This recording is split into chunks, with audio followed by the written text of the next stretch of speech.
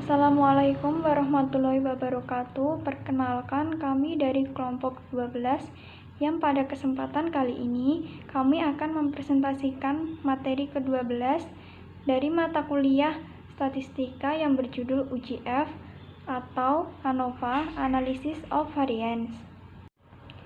Sebelum masuk ke dalam materi, perkenalkan kelompok 12 yang beranggotakan yang pertama ada Rido Pramadya Putra yang bertugas sebagai pembuatan PPT dan pemateri dengan NIM 2152211135. Yang kedua ada Muhammad Said Kutub yang bertugas sebagai editor dan pemateri dengan NIM 2152211138. Yang ketiga saya sendiri, Hemi Rahmawati, yang bertugas sebagai moderator dan pemateri dengan NIM 2152211162. Baiklah, masuk ke dalam materi. Saya akan menjelaskan materi mengenai pengertian, tujuan, dan syarat UJF atau ANOVA. Yang pertama, pengertian UJF. UJF merupakan uji koefisien regresi yang dilakukan secara simultan dan serentak.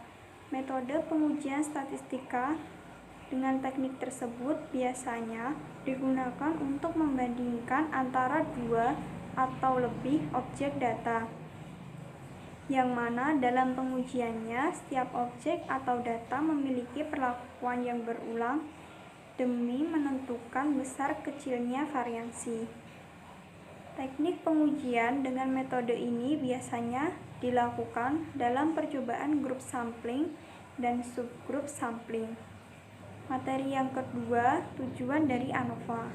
Tujuan ANOVA adalah untuk mengambil kesimpulan dengan cara menemukan kelompok data yang berbeda. Hal ini dilakukan dengan memberikan hipotesis nol kepada populasi data. Materi selanjutnya, syarat melakukan uji ANOVA. Menurut Donald Saunders dalam buku She Comparison of 3 or More Samples Means Analysis of Variance pada tahun 1990, ada asumsi yang harus dipenuhi untuk melakukan uji ANOVA, yaitu 1. Random sampling. Sampel bersifat independen dan bebas, artinya individu sampel diambil secara acak atau random dari masing-masing populasi atau kelompok data. Yang kedua ada multivariate normality, yang merupakan distribusi gejala tiap populasi atau kelompok data adalah normal. Untuk mendapat data dengan distribusi normal, jumlah sampel bisa diperbanyak atau bisa dilakukan tes normalitas terlebih dahulu. Yang ketiga ada homogeneity of variance. Setiap populasi memiliki kesamaan variansi. Jika berbeda pun, hendaknya tidak terlalu signifikan. Kesamaan variansi dapat diketahui melalui pengujian variansi. Baiklah, selanjutnya adalah fungsi uji ANOVA. Uji ANOVA berfungsi untuk membandingkan rata-rata populasi untuk mengetahui perbedaan signifikan dari dua atau lebih jenis kelompok data. Ada dua jenis uji ANOVA, yaitu uji ANOVA satu arah dan juga uji ANOVA dua arah. Berdasarkan situs Statistic Solutions, ANOVA satu arah berfungsi menganalisis data yang hanya memiliki satu variabel bebas atau karena satu faktor. Adapun ANOVA dua arah menganalisis data yang memiliki dua variabel bebas atau memiliki faktor kedua yang mempengaruhi kondisi populasi. Berikutnya adalah rumus UJF. Dalam menentukan rumus UJF, terdapat banyak rumus yang disajikan oleh beberapa peneliti. Uji statistika F dapat dihitung menggunakan rumus UJF, di mana dalam pengujiannya menggunakan perumusan F hidung, yaitu sebagai berikut.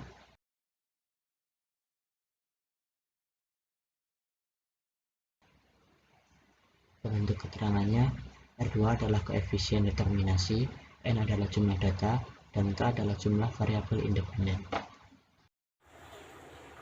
Baik, yang selanjutnya yaitu adalah langkah uji ANOVA satu arah. Berikut adalah langkah-langkah uji ANOVA menurut Bertheussen, Saunders, dan Robert G. Drive dalam buku Comparing 3 or More Means, Basic and Clinical Biostatistics 1998, yaitu yang pertama memenuhi asumsi. Langkah awal pengujian ANOVA adalah memenuhi ketiga asumsi yang akan menjadi syarat pengujiannya. Lalu yang kedua yaitu menghitung min masing-masing kelompok. Setelah selesai menghitung min masing-masing kelompok, bisa juga dihitung min keseluruhan atau min totalnya. Lalu yang ketiga yaitu menghitung deviasi dari nilai min kelompok juga min total tadi. Dari sini akan terlihat variabilitas keseluruhan sampel datanya. Lalu yang keempat yaitu menghitung min kuadrat.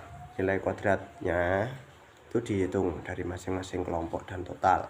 Setelah hasil min kuadrat didapatkan, maka bisa dihitung juga degree of freedom atau derajat kebebasannya, baik variabel dari antar kelompok maupun variabel dalam kelompok.